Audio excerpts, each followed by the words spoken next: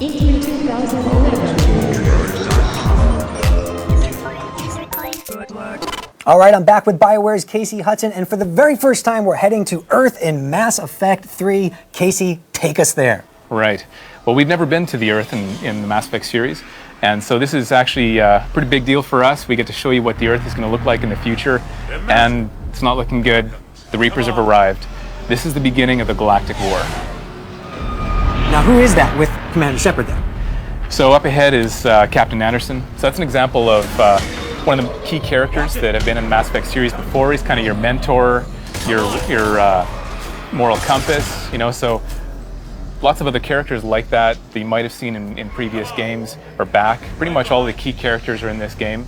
But because this is the beginning of the Galactic Wars, this is also a really great place to start, because this is the beginning and the end of really all the biggest events in the Mass Effect universe, which, you know, I think you'll see in this scene. We're also, you know, telling this huge story, but also on a level that gets pretty intimate in terms of the emotional level we're going to. Well, let's take a look.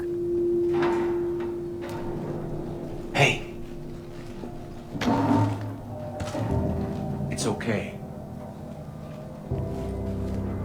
Everyone's dying.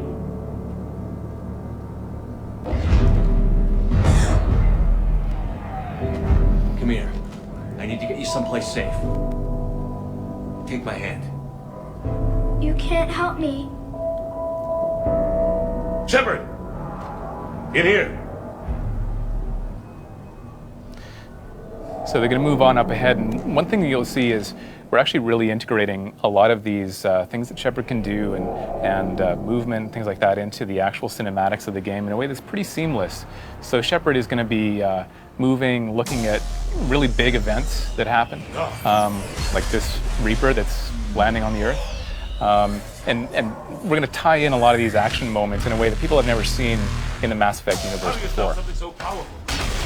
You mentioned this being an emotional journey before, and obviously this ties up a lot of loose ends. Talk a little bit about the difficulty in making a cohesive experience that does just that. Well, I mean, you know, Mass Effect has these huge over-the-top moments like we're looking at right here, but it really is also about trying to make you care about these things by actually developing relationships. And so that's one of the things that we're doing more. We're really focusing on the team that you're putting together in Mass Effect 3.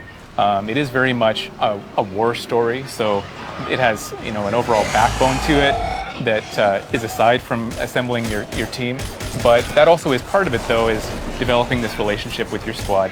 And for players who've been with us for a few games, they'll be able to import their character, and the decisions that they've made might actually determine, you know, even who's alive and dead, even at the beginning of Mass Effect 3. And some new enemies we're taking a look at here as well, correct? That's right. In Mass Effect 3, the Reapers are actually, they're working with Cerberus, which is a pro-human group. You got to figure out why that is. They're also kind of mutating a lot of different kinds of creatures. They kind of mutate them and mash them together into some pretty horrific creatures you're looking at here. And also some of the biggest enemies that we've ever had. They're you know, not just guys that can run and fight with a gun, but they get bigger and bigger.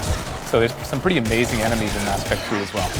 You mentioned Cerberus, and obviously the Illusive Man was a very integral character to Mass Effect 2. Making a return? That's right. The Illusive Man is behind all the stuff that Cerberus is doing, of course, so you'll be able to figure out more of that stuff as well. Excellent. And what's happening here, Casey? So Anderson and Shepard are looking to escape the planet somehow. They're trying to get to Normandy, and you know, they're fighting for their lives, but they really need to get picked up. Right.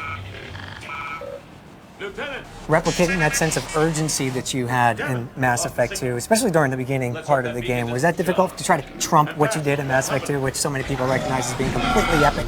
Yeah, I think we knew that we wanted to start strong, and this is really the strongest, biggest opening we've ever had, and it just gets bigger and bigger from there. Mass Effect 3 has these massive moments, but again, they're really rooted in a lot of the emotion and the big payoffs.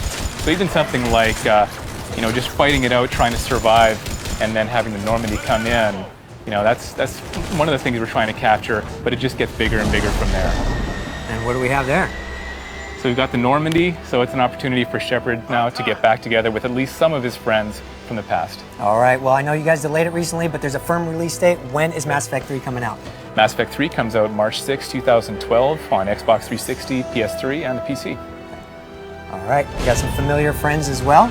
That's right. You can see Ashley there, and we've got the Normandy, so Joker's probably inside, and they're ready to go. Very exciting. We appreciate your time so very much. Thanks for showing us Mass Effect 3.